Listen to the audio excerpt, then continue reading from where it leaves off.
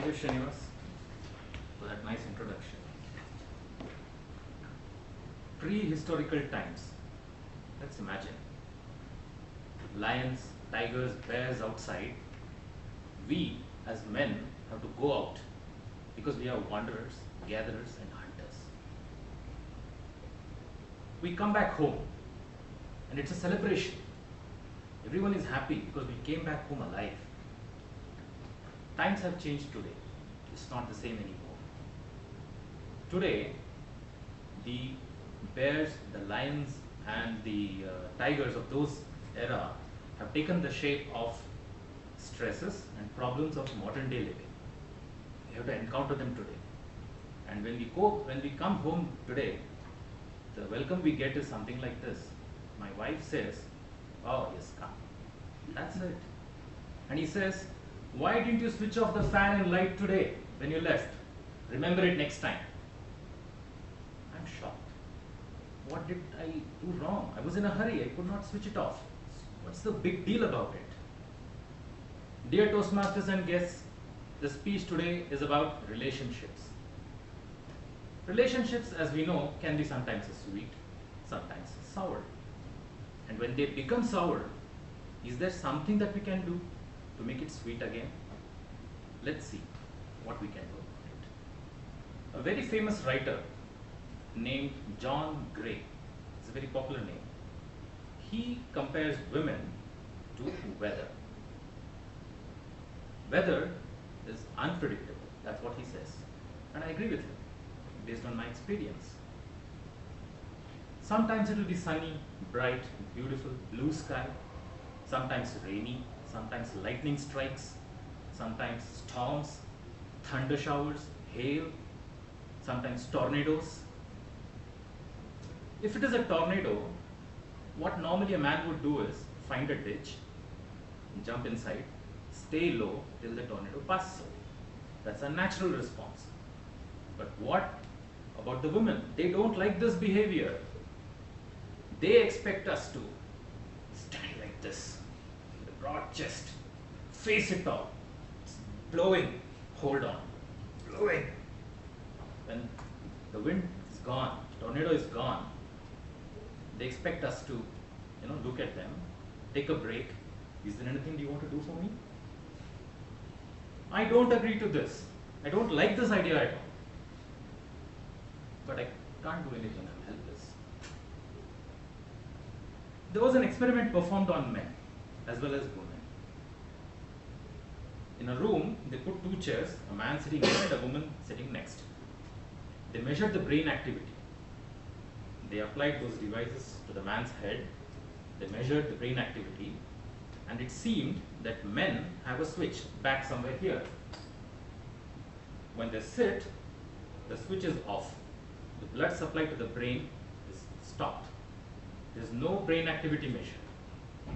They asked the man, "What are you thinking?" He said, "Nothing." That's all. They applied the same set of wires, probes, devices to a woman's head. They asked her, and before they could ask, they saw a lot of brain activity happening. They could measure it. The blood flow to her brain increased. They asked her, "What are you thinking?" She gave a fantastic answer. She said, "I'm thinking all those things that I'm not doing now, which I should be doing, and I cannot do it because of this stupid, silly experiment."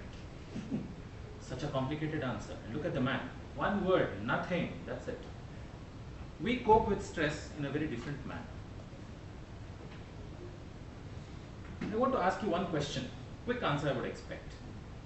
Who has the bigger and a better brain? Anybody? One quick chance? Whale.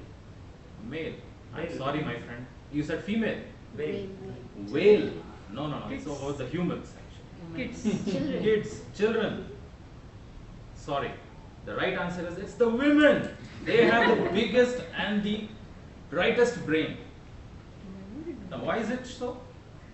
Again, if you look at it, it is compared. Like, if you let's see how the brains differ in men as well as women. In women, it is a two-storied building. That's the comparison given. first floor and the second floor. First floor, all the things they want to remember is in the first floor. Second floor, all the things that you ever made it wrong, all the mistakes that are there in the second floor. And when she's upset or when she's stressed out, she takes a lift, goes to the second floor, and then she forgets all the good things you've ever done.